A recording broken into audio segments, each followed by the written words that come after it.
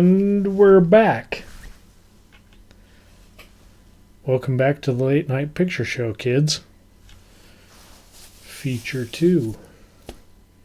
I can't say of our 100th episode, because this is number 101. Look what I made.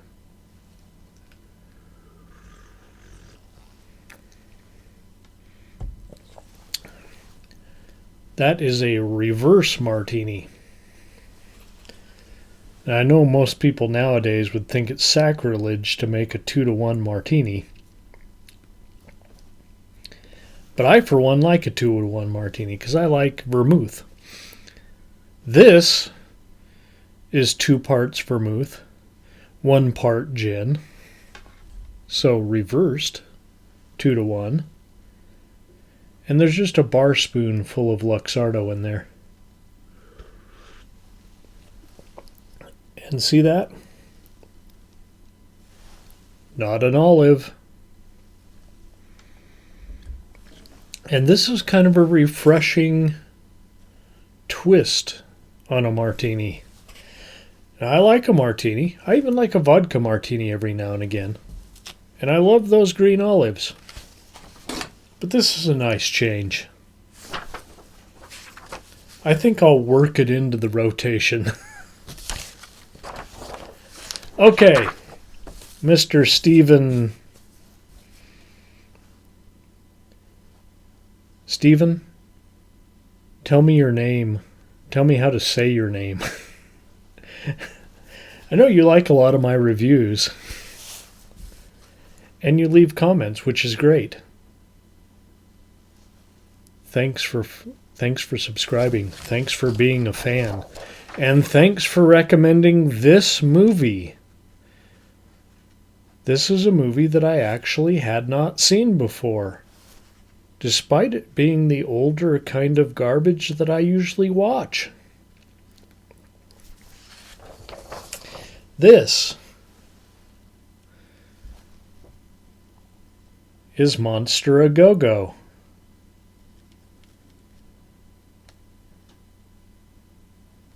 And this is Steven's favorite movie. This picture could set our space program back at least 50 years. NASA. You know, it's true. It's right there in black and red. The picture that comes complete with a 10-foot tall monster to give you the whim-whams. Well, I know I have the whim-whams.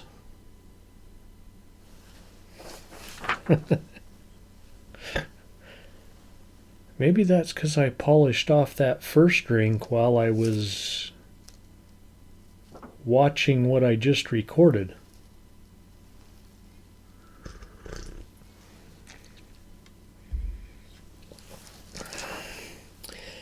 An astronaut went up, and a guess what came down. Well, hell, I'm giving away the whole review here, poster. Starring Phil Morton and June Travis. June Travis sounds familiar. I'll have to look her up. Monster A Go-Go.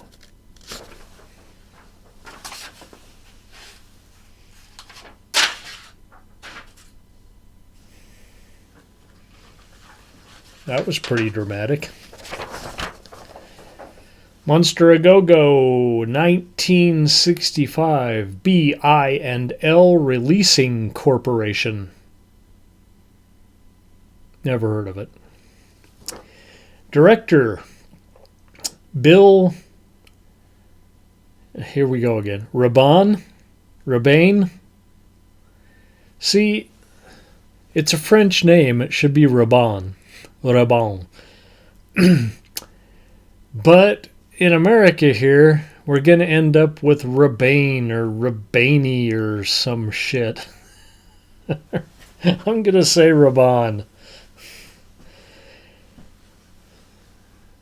Geez, now I've distracted myself. Director Bill Raban and Herschel Gordon Lewis. Yes, we have 2 directors And it's not the team directing that you thought it was.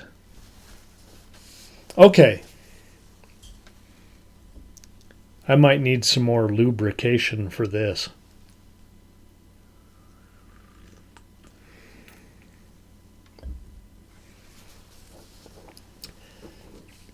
Near as I can tell, a space capsule crashes to Earth, but its pilot, astronaut Frank, is nowhere to be found. What investigators do find is a badly mangled helicopter pilot who had been tracking the capsule and screamed before losing contact. And by badly mangled, I mean not mangled at all. From what we can see on camera. They also find... I know I still have allergies. They also find radiation. It's 1965. Everything's still radioactive. I might be radioactive. I was born in 1965, so I must be radioactive. Okay. Now comes the go-go part, which lasts all of about 5 minutes. We have gratuitous rack shaking. Yeah, they're like... Well, you've seen those rocket ship bras they used to have. Those things are going back and forth. Teenagers doing the twist. Or maybe the mashed potato. I don't know. One of those dances. That's why they had sawdust on the floor even when I was in junior high. Like we were doing any dances like that. We're just slipping on our ass on some sawdust. And there was an angry dude, you know, in his racing jacket, just drinking and angrily smoking his Chesterfield, till he goes out and he grabs his girlfriend off the floor. She was kind of dancing with another dude, fair enough. He grabs her off the floor, drags her out the door, and off they go to Lover's Lane.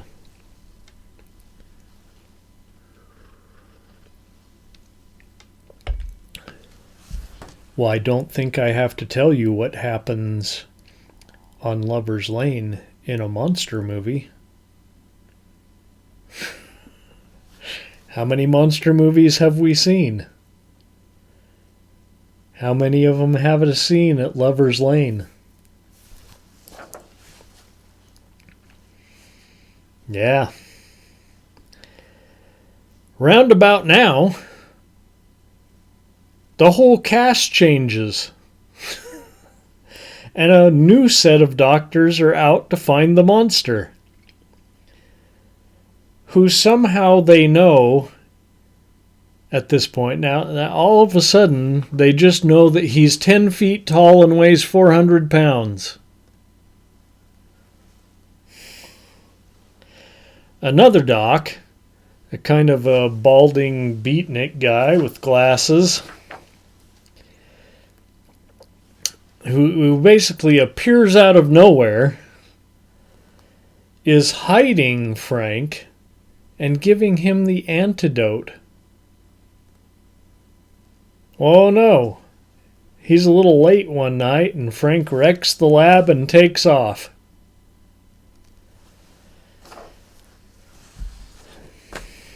Pardon me. It's time to circle our Geiger counters, hook them up to an oscilloscope, and track down the beast. The monster. Some more go-go dancing? Sorry, no. Okay, so we're gonna hook all of our oscilloscope or all of our Geiger counters together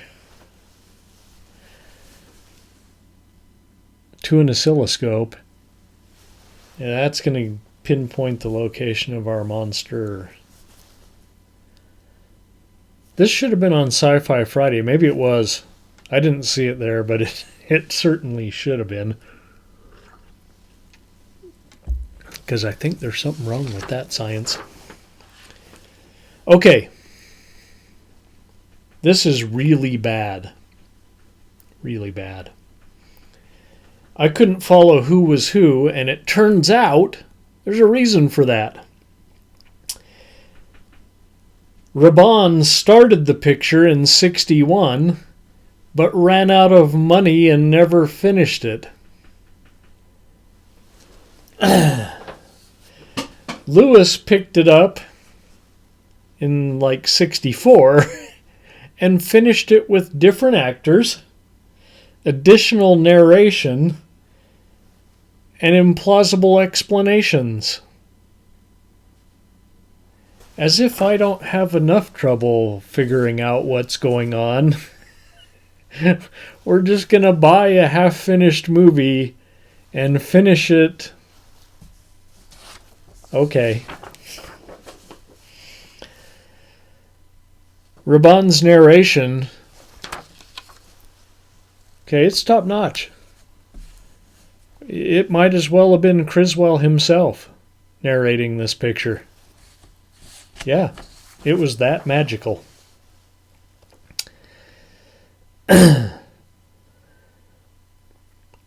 And there was this image thing, I don't know if I'll be able to duplicate that here on the show. But the screen would warp and like turn, making me dizzier than the Blair Witch Project.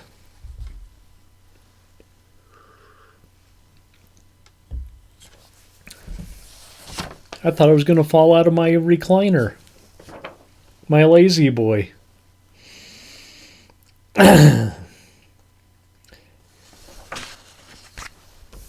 In short, I loved it. Good call, Stephen. And 4.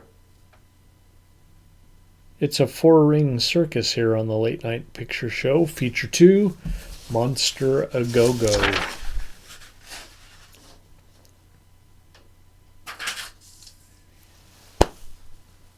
I was hanging out with my friend earlier tonight, helping with her video shoot. Yeah, she's a big pop star.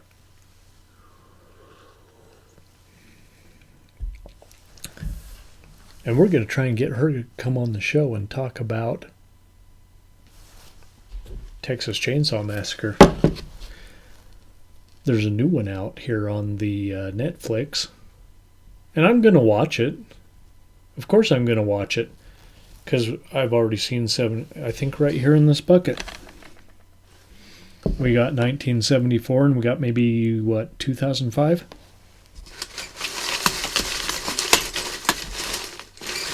Why not add another one and make it a triple feature with a guest host?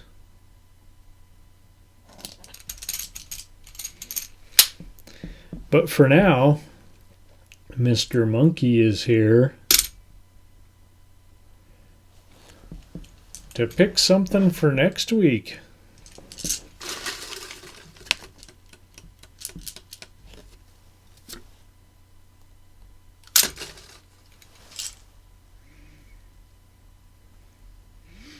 I really need to look at this. I've watched a lot of Giallo lately on Shudder. And I've written them up, and I'm not sure if they're in the bucket or not.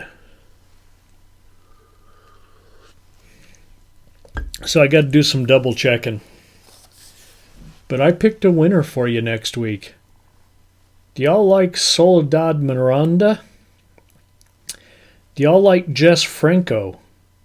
Jesus Franco?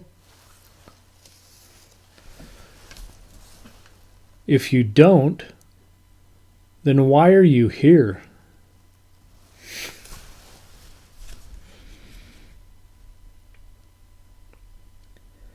Vampiros Lesbos and She Killed in Ecstasy next week on the Late Night Picture Show. We're going to call it a Soledad Miranda double feature, because Jess Franco carried on after her death, her untimely death in a car accident in 1972.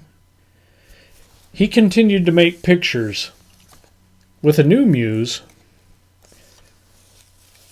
but this is the peak right here. So it's a Soledad Miranda double feature next week on the Late Night Picture Show. Now, if you liked what you saw, give me a thumbs up. If you hated it, give me a thumbs down. Leave some comments.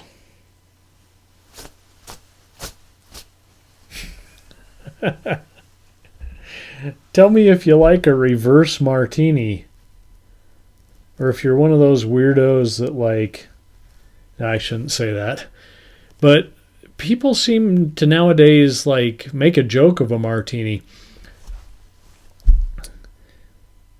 They'll joke around with the bartender, just wave the bottle of vermouth over the glass. And I've heard people even put vermouth in a spray bottle and spritz the inside of the glass before pouring gin in it. To me, that just isn't a martini. Why don't I just drink some gin out of the bottle? Try this reverse martini and you'll see what I'm talking about. Vermouth is a good drink. Even just on ice in the summer, vermouth is a good drink. This dry vermouth. Sweet vermouth's a little bit like medicine. But that's really good with the cherry and everything. Be sure to join us next week. For now, good night, kids.